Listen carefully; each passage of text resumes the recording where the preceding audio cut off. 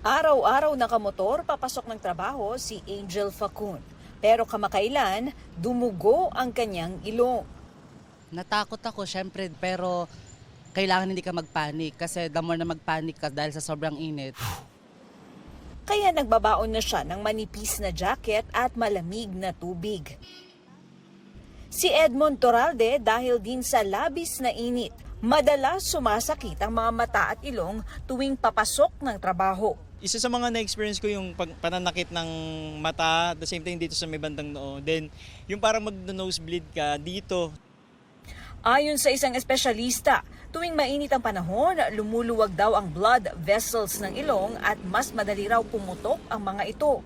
Kapag mainit kasi ang panahon, tumataas yung temperatura ng ating kapaligiran. Matutuyo rin yung hangin dahil dito natutuyo rin yung loob ng ilong natin. Kapag ito ay nagiging manipis tsaka marupok, mas madalas itong mag-crack o pumutok.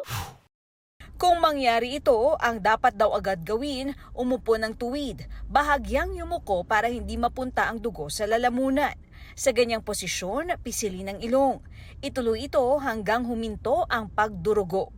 Pero kung mahigit 20 minuto na at hindi pa yan maaampat at may ramdam ng hilo, panghihina, pamumutla o hirap sa paghinga at lagnat, agad magpakonsulta sa doktor.